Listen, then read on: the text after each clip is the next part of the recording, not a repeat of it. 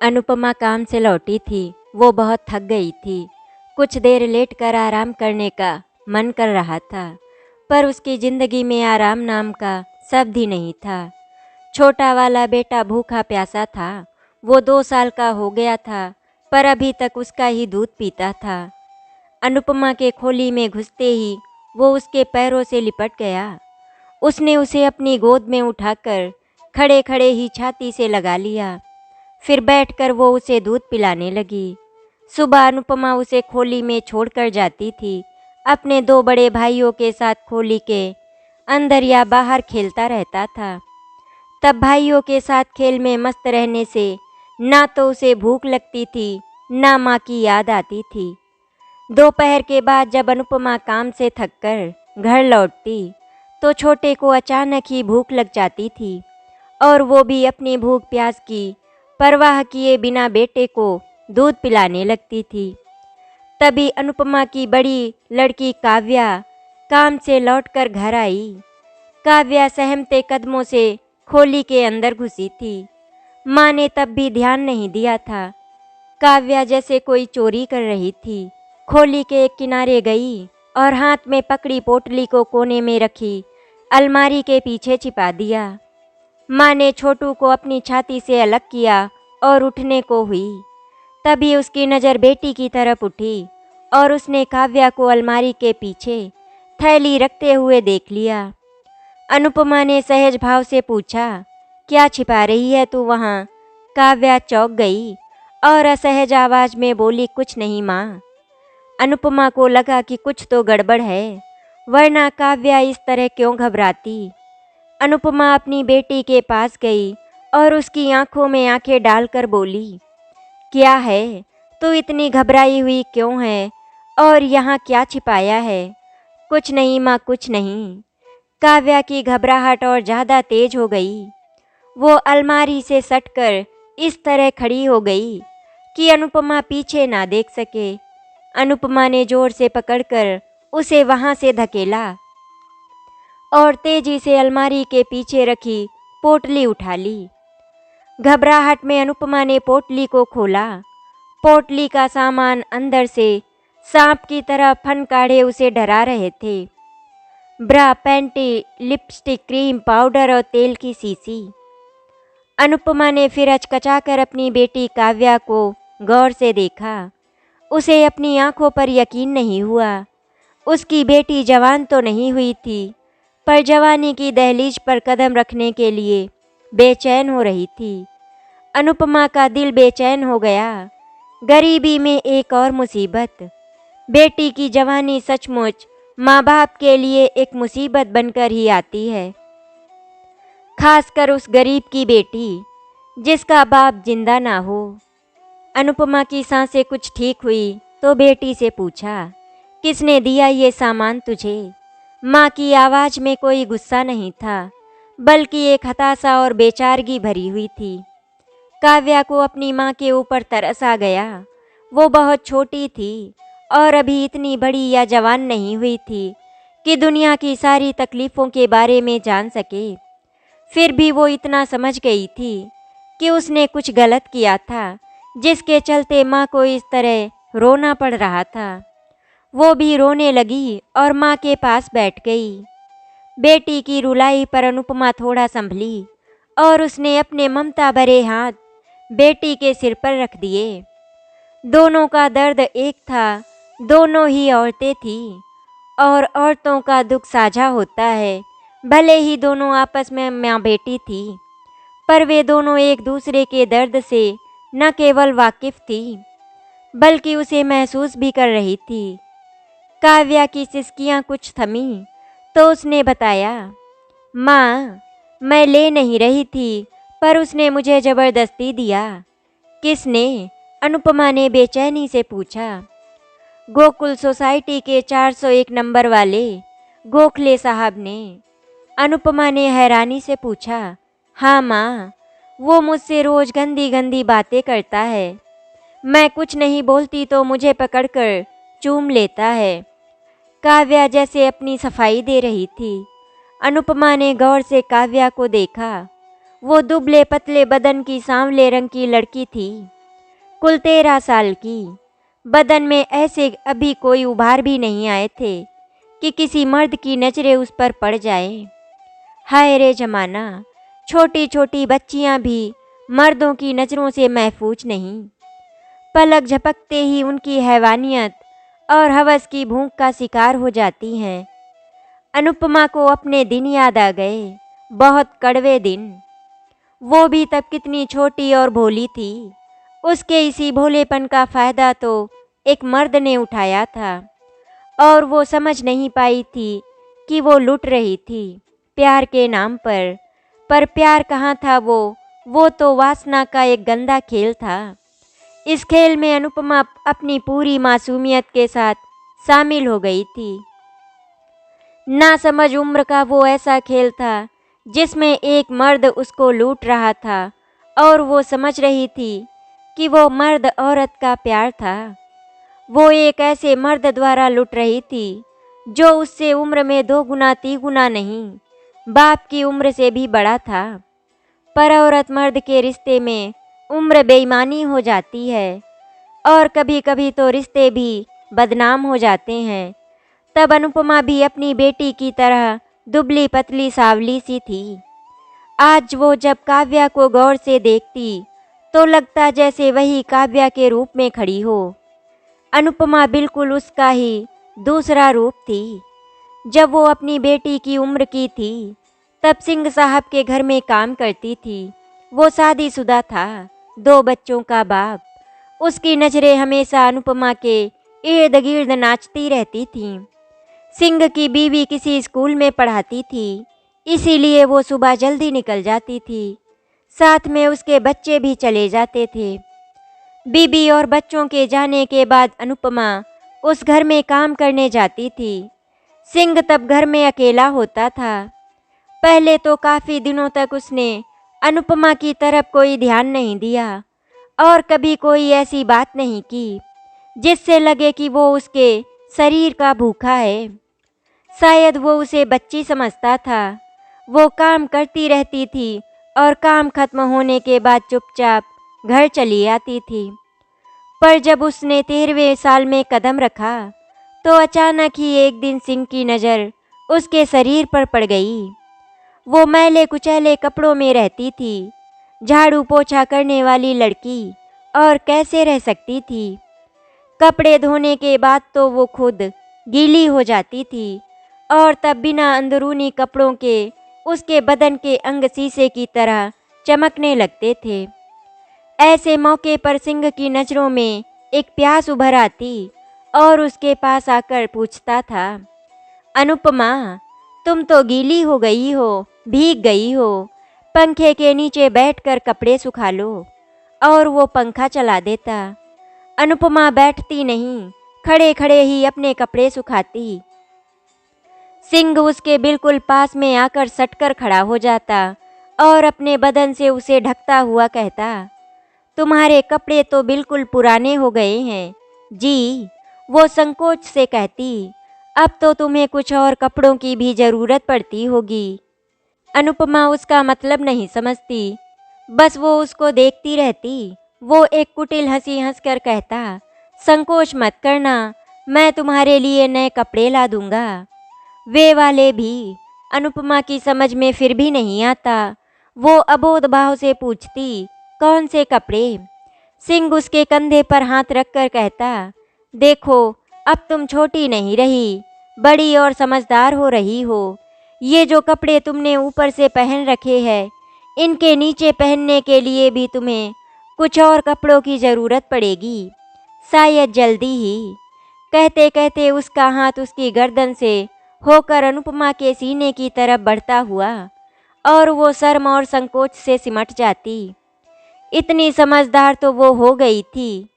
सिंह की मेहनत रंग लाई। धीरे धीरे उसने अनुपमा को अपने रंग में रंगना शुरू कर दिया। सिंह की मीठी मीठी बातों और लालच में अनुपमा बहुत जल्दी फंस गई। घर का सूनापन भी सिंह की मदद कर रहा था। उसकी मासूमियत और भोलेपन ने ऐसा गुल खिलाया कि अनुपमा जवानी के पहले ही प्यार के सारे रंगों से वाकिफ हो गई थी। तब अनुपमा की माँ ने उसमें होने वाले बदलाव के प्रति उसे सावधान किया था। न उसे दुनियादारी समझाई थी, न मर्द के वेश में छिपे भेड़ियों के बारे में उसे किसी ने कुछ बताया था। भेद तब खुला जब उसका पेट बढ़ने लगा। सबसे पहले उसकी माँ को पता चला था। वो उल्टियाँ करती तो माँ को शक होता, पर वो इतनी छोटी थी कि माँ को अपने शक पर यकीन नहीं होता था। यकीन तो तब हुआ जब उसका पेट तनकर बड़ा हो गया। माँ ने मार पीट कर पूछा, तब बड़ी मुश्किल से उसने सिंह का नाम बताया। बड़े लोगों की करतूत सामने आई, पर तब सिंह ने भी उसकी मदद नहीं की थी और दुत्कार कर उसे अपने घर से भगा दिया था। बाद में एक नर्सिंग होम में ले जाकर माँ ने उसका पेट गिरवाया था। अपना बुरा समय याद करके अनुपमा रो पड़ी। डर से उसका दिल कांप उठा। वो गोखले भी उसकी बेटी के साथ वही खिलवाड़ करने जा रहा था जो उसके साथ हुआ था। गरीब लड़कियों के साथ ही ऐसा क्यों होता है कि वे अपना बचपन भी ठीक से नहीं बिता पाती और जवानी के तमाम कहर उनके ऊपर टूट पड़ते हैं। अनुपमा ने अपनी बेटी काव्या को गले से लगा लिया। जो कुछ उसके साथ हुआ था वो अपनी बेटी के साथ नहीं होने देगी। अपनी जवानी में तो उसने बदनामी का दाग झेला था, माँ बाप को परेशानियाँ दी थी। ये तो केवल वो या उसके माँ बाप ही जानते थे कि किस तरह उसका पेट गिरवाया गया था, किस तरह गांव जाकर उसकी शादी की गई थी। फिर कई साल बाद कैसे वो अपने मर्द के साथ वापस मुंबई आई थी और अपने माँ बाप के बगल की खोली में किराए पर रहने लगी थी। आज उसका मर्द इस दुनिया में नहीं था। 4 बच्चे उसकी और उसकी बड़ी बेटी की कमाई पर जिंदा थे। काव्या के बाद 3 बेटे हुए थे, पर तीनों अभी बहुत छोटे थे। पिछले साल तक उसका मर्द फैक्ट्री में हुए एक हादसे में जाता रहा। पति की मौत के बाद ही अनुपमा ने अपनी बेटी को घरों में काम करने के लिए भेजना शुरू किया था। उसे क्या पता था कि जो कुछ उसके साथ हुआ था एक दिन उसकी बेटी के साथ भी होगा।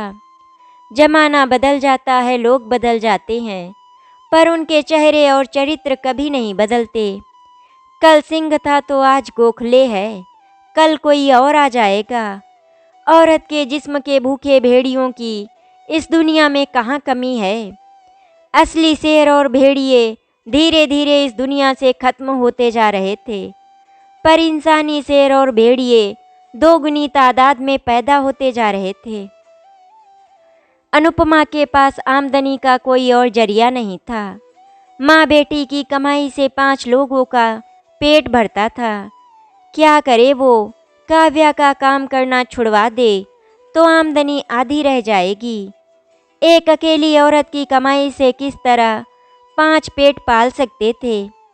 अनुपमा अच्छी तरह जानती थी कि वो अपनी बेटी की जवानी को किसी तरह भी इंसानी भेड़ियों के जबड़ों से नहीं बचा सकती थी, ना घर में ना बाहर। फिर भी उसने काव्या को समझाते हुए कहा, बेटी अगर तू मेरी बात समझ सकती है तो ठीक से सुन। हम गरीब लोग हैं, हमारे जिस्म को भोगने के लिए ये अमीर लोग हमेशा घात लगाए रहते हैं। इसके लिए वे तमाम तरह के लालच देते हैं। हम लालच में आकर फंस जाते हैं और उनको अपना बदन सौंप देते हैं। गरीबी हमारी मजबूरी है तो लालच हमारा शाप। इसकी वजह से हम दुख और तकलीफ़ें उठाते हैं। हम गरीबों के पास इज्जत के नाम पर कुछ नहीं होता। अगर मैं तुझे काम पर ना भेजूं और घर पर ही रखूं, तब भी तो खतरा टल नहीं सकता। चाल में भी तो आवारा टपोरी लड़के घूमते रहते हैं। अमीरों से तो मैं तुझे बचा लूँगी, पर इस खोली में रहकर इन गली के आवारा कुत्तों से तू नहीं बच पाएगी। खतरा सब जगह है। बता, तुझे दुनिया की गंदी नज़रों से बचाने के लिए मैं क्या करूं? और वो ज़ोर से रोने लगी। काव्या ने अपने आंसुओं को पोंछ लिया और माँ का हाथ पकड़कर बोली, माँ तुम चिंता मत करो, अब मैं किसी की बातों में नहीं आऊँगी, किसी का दिया हुआ कुछ नहीं लूँगी, केवल अपने काम से काम रखूँगी। हाँ, कल से मैं गोखले के घर काम करने नहीं जाऊँगी, कोई और घर पकड़ लूँगी। देख हमारे पास कुछ नहीं है, पर समझदारी ही हमारी तकलीफ़ों को कुछ हद तक कम कर सकती है।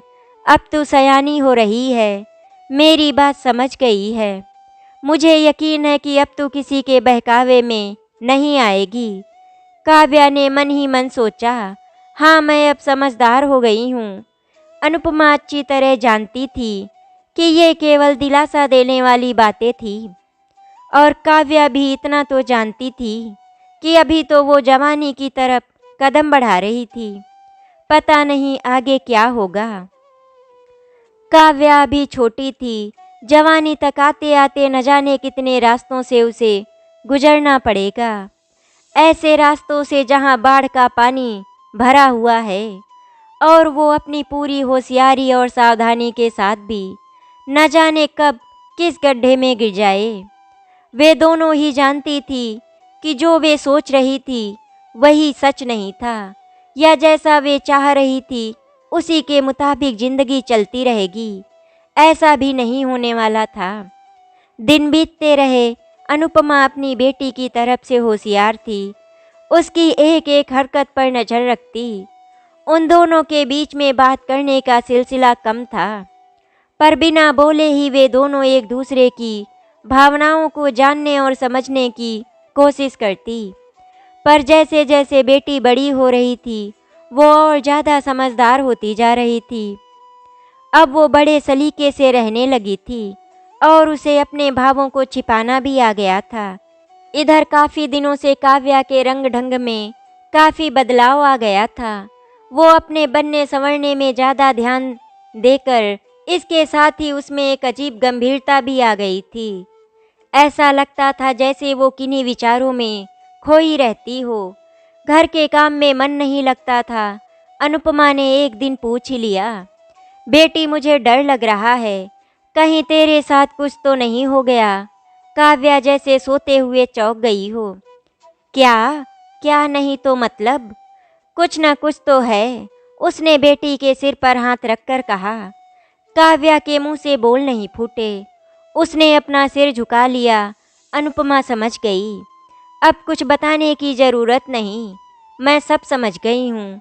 पर एक बात तू बता, जिससे तू प्यार करती है वो तेरे साथ शादी करेगा? काव्या की आंखों में एक अनजाना सा डर तैर गया। उसने फटी आंखों से अपनी माँ को देखा। अनुपमा उसकी आंखों में फैले डर को देखकर खुद सहम गई। उसे लगा कहीं न कहीं कोई बड़ी गड़बड़ है। डरते डरते अनुपमा ने पूछा, कहीं तू पेट से तो नहीं? काव्या ने ऐसे सिर हिलाया जैसे जबरदस्ती कोई पकड़कर उसका सिर हिला रहा हो। अब आगे कहने के लिए क्या बचा था? अनुपमा ने अपना माथा पीट लिया। ना वो चीख सकती थी, ना रो सकती थी, ना बेटी को मार सकती थी। उसकी बेबसी ऐसी थी जिसे वो किसी से कह भी नहीं सकती थी। जो अनुपमा नहीं चाहती थी वही हुआ। उसकी जिंदगी में जो हो चुका था उसी से बेटी को आगाह किया था। ध्यान रखती थी कि बेटी नरक में ना गिर जाए। बेटी ने भी उसे भरोसा दिया था कि वो कोई गलत कदम नहीं उठाएगी। पर जवानी की आग को दबा कर रख पाना शायद उसके लिए मुमकिन नहीं था। मरी हुई आवाज़ में उसने बस इतना ही पूछा, किसका है ये? काव्या ने पहले तो नहीं बताया, जैसा कि आम तौर पर लड़कियों के साथ होता है। जवानी में की गई गलती को वो छिपा नहीं पाती, पर अपने प्रेमी का नाम छिपाने की कोशिश जरूर करती हैं। हालांकि इसमें भी वे कामयाब नहीं होती। माँ बाप किसी न किसी तरीके से पूछ ही लेते हैं। काव्या ने जब उसका नाम बताया तो अनुपमा को यकीन नहीं हुआ। उसने चीख कर पूछा, तू तो कह रही थी कि गोखले के यहाँ काम छोड़ देगी। माँ, मैंने तुमसे झूठ बोला था। मैंने उसके यहाँ काम करना नहीं छोड़ा था। मैं उसकी मीठी मीठी और प्यारी बातों में पूरी तरह भटक गई थी। मैं किसी और के घर में भी काम नहीं करती थी, केवल उसी के घर जाती थी। वो मुझे खूब पैसे देता, जो मैं तुम्हें लाकर देती थी कि मैं दूसरे घरों में काम करके ला रही हूँ, ताकि तुम्हें शक ना हो। फिर तू सारा दिन उसके साथ रहती थी। काव्या ने हाँ में सिर हिला दिया। अगर मेरी बात समझ जाती और तू उसके यहाँ काम छोड़कर दूसरे के घरों में काम करती रहती, तो शायद किसी को ऐसा मौका नहीं मिलता कि कोई तेरे बदन से खिलवाड़ करके तुझे लूट ले जाता। काम में मन लगाती तो ये सब न होता, पर तू तो बड़ी शातिर निकली, मुझसे ही झूठ बोल गई। काव्या अपनी माँ के पैरों पर गिर पड़ी और सिसक सिसक कर रोने लगी। माँ, मैं तुम्हारी गुनहगार हूँ, मुझे माफ़ कर दो। एक बार, बस एक बार मुझे इससे बचा लो। अनुपमा गुस्से में बोली, जाना उसी के पास, वो कुछ न कुछ करेगा। उसको लेकर डॉक्टर के पास जा और अपने पेट को गिरवा कर आ। माँ, उसने मना कर दिया है। उसने कहा है कि वो पैसे दे देगा, पर डॉक्टर के पास नहीं जाएगा। समाज में उसकी इज्जत है, कहीं किसी को पता चल गया तो क्या होगा। इस बात से वो डरता है। वाहरी इज्जत, एक कुंवारी लड़की की इज्जत से खेलते हुए उसकी इज्जत कहाँ चली जाती है। मैं क्या करूं, कहाँ मर जाऊं, कुछ समझ में नहीं आता, अनुपमा बोली। अनुपमा ने गुस्से और नफरत के बावजूद भी काव्या को परे नहीं किया, उसे दुत्कारा नहीं, बस गले से लगा लिया और रोने लगी। काव्या भी रोती जा रही थी। दोनों के दर्द को समझने वाला वहाँ कोई नहीं था। उन्हें खुद ही हालात से निपटना था और उसके नतीजों को झेलना भी था। मन थोड़ा शांत हुआ तो अनुपमा उठी और कपड़े लत्ते व दूसरा जरूरी सामान समेटकर फटे पुराने बैग में भरने लगी। बेटी ने उसे हैरानी से देखा। माँ ने उसकी तरफ देखे बिना कहा, तू भी तैयार हो जा और बच्चों को तैयार कर ले। गांव चलना है, यहाँ तो तेरा कुछ हो नहीं सकता। गांव में ही इससे छुटकारा मिलेगा। इसके बाद गांव में रहकर ही किसी लड़के से तेरा ब्याह कर देंगे। आशा करती हूँ आपको हमारी कहानी अच्छी लगी होगी। अगर आपको हमारी कहानी अच्छी लगी तो वीडियो को लाइक एंड शेयर करें, चैनल को सब्सक्राइब करें। वीडियो देखने के लिए आपका धन्यवाद।